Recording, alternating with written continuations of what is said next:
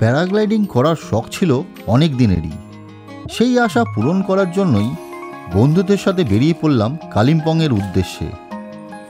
মনের কুঠিরে জমে থাকা ভয়কে জয় করে ইচ্ছে ছিল কালিম্পংয়ের ডেলো পার্কের কাছ থেকেই সেরে নেব এই অ্যাডভেঞ্চার অ্যাক্টিভিটিটা। দেবও কিন্তু এই জায়গা থেকেই টনিক সিনেমার প্যারাগ্লাইডিংটা করেছিল। যাই হোক, স্পটে যখন পৌঁছালাম ভুক ধরপড়টা যেন বেড়েই চলল। নিচে ওয়েভার ফর্ম সাইন করে দিতে হবে ওদের, মানে কিছু হলে কর্তৃপক্ষ দায়ী নয়। নিচে বুক করে উল্টো দিকে একটা ছোট্ট ট্রেক করে ওপরে উঠতে হয় প্যারাগ্লাইডিংয়ের জায়গায়। ওপরে ওঠার পর যখন আমাকে হার্নেসগুলো পরাচ্ছিল তখন আমার হৃৎপিণ্ডের গতি যেন তুঙ্গে চলছিল। এ যেন এক অদ্ভুত অভিজ্ঞতা। সাহস জুগিয়ে উঠতে গিয়েই বিপত্তি, হোঁচট খেলাম, তবে তারপরও বুকে সাহস নিয়ে উড়লাম আকাশে। মনের মধ্যে ছিল অনেক প্রশ্ন, নতুন কিছু এক্সপিরিয়েন্স করব সেটা, আর সেটা করে ঠিকমতো ফিরতে পারবো কি না সেটাও। এই দুই চিন্তা মেশানো এক অদ্ভুত ফিলিং, যেটা হয়তো বলে বোঝানো সম্ভব নয়।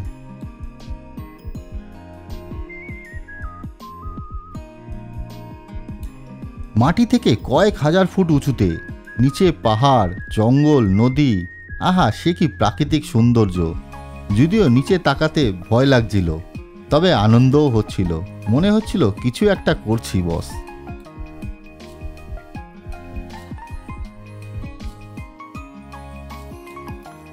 উফ, একটা আলাদাই অনুভূতি। প্রথমে একটু ভয় লাগলেও পরে সামলে নিয়েছিলাম নিজেকে।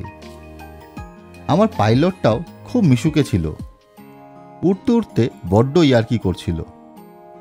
পাখির মতন বাঁধন ছেড়ে আকাশে ওড়ার যে কি সুন্দর অনুভূতি সেটা তখনই বুঝলাম। আর ওপর থেকে নিচের কালিম্পং শহরটাকে স্পষ্ট দেখতে পাচ্ছিলাম। ওরা নিয়ে যত রকমের গান হয় সব তখন যেন মাথার মধ্যে ঘুরপাক খাচ্ছিল। ঠিক তখনই প্যারাশুটটা দুবার স্পিন খেলো। আমি ভাবলাম আমার খেল খতম বুঝি, কিন্তু না, পিকচার আবি বাকি হে মেরে দোস্ত।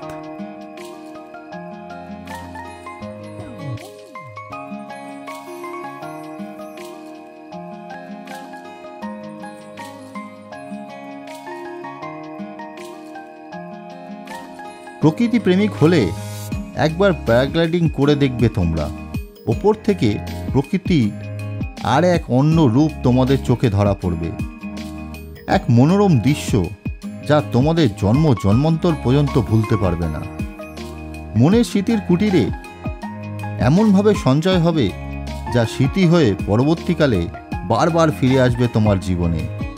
এ এক এমন এক উড়ান যা ভাষায় বা কথায় প্রকাশ করা যায় না।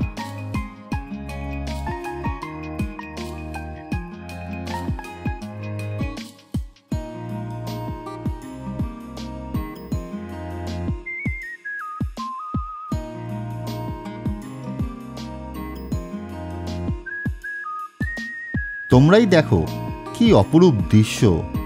তোমাদের মনে হচ্ছে না জীবনে অন্তত একবার প্যারাগ্লাইডিং করবই?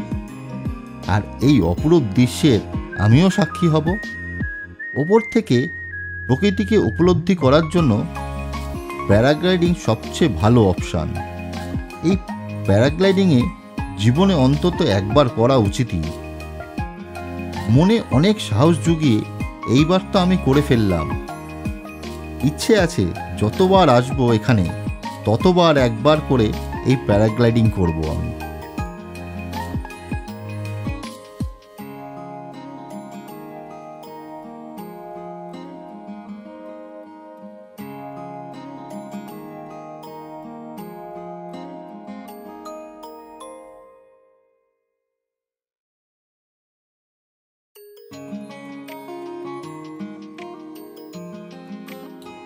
ওপর থেকে দেখলে মনে হবে তোমাদের প্রকৃতি তার সর্বত্র রূপকে মেলে ধরেছে তোমাদের কাছে। আর যদি পরিষ্কার আকাশ থাকে তাহলে তো কথাই নেই, কাঞ্চনজঙ্ঘাকে তো একদম চোখের সামনে দেখতে পারবে তোমরা। তার এক আলাদাই ফিলিংস, অনুভূতি হবে তোমার মনের কুঠিরে, যা তোমরা প্যারাগ্লাইডিং না করলে কখনোই বুঝতে পারবে না।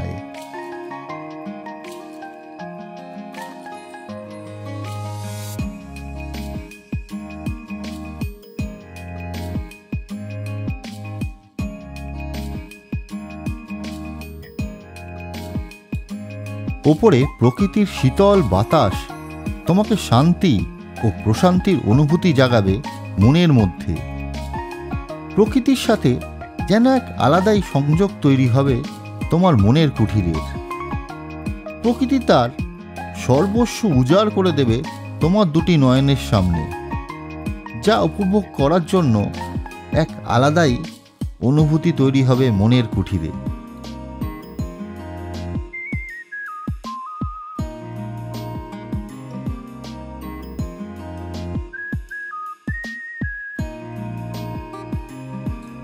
তবে এর মাঝে ছোট্ট একটা ইনফরমেশন দিয়ে রাখি তোমাদের। এখানে সাধারণত দু ধরনের ফ্লাই হয়ে থাকে, একটা মিডিয়াম আর একটা লং। মিডিয়ামটা 8 থেকে 10 মিনিটের হয়ে থাকে, আর এর জন্য খরচ পড়ে 3000 টাকার মতো। আর যদি তোমরা লংটা করতে চাও তাহলে সময় দেবে তোমাদের 15 মিনিটের মতন, খরচ পড়বে 5000 টাকার মতো।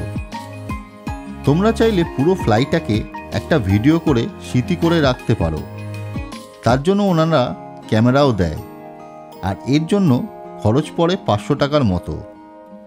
আমার মতামত চাইলে আমি বলবো তোমরা প্রথমবার মিডিয়ামটাই ট্রাই করো, আর তার সাথে ভিডিও করতে কিন্তু ভুলো না।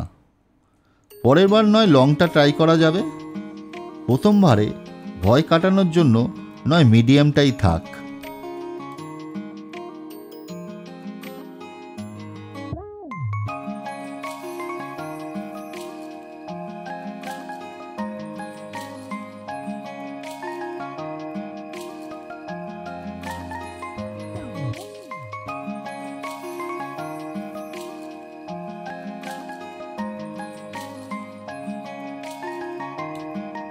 আর একটা কথা বলে রাখি তোমাদের, বর্ষাকালে কিন্তু এই প্যারাগ্লাইডিং বন্ধ থাকে। ভুল করেও তোমরা বর্ষাকালে প্যারাগ্লাইডিং কিন্তু প্ল্যান করো না।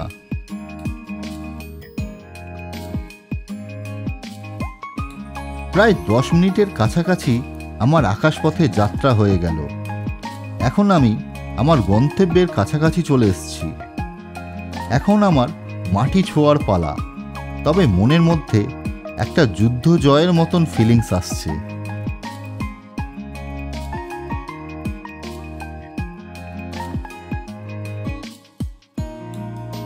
প্রচণ্ড মনের মাঝে ভয় নিয়ে এই যাত্রা শুরু করেছিলাম, তবে শেষ হচ্ছে অনেক স্মৃতি সঞ্চয় আর আনন্দের সাথে। তোমাদের যদি এই ভিডিওটি ভালো লেগে থাকে তাহলে একটা লাইক করে দিও, আর যারা নতুন তারা সাবস্ক্রাইব করে দিও পরের ভিডিওটি পাওয়ার জন্য। আজ তাহলে আসি বন্ধুরা, আবারও দেখা হবে পরের মঙ্গলবার ঠিক দুপুর 12টায়।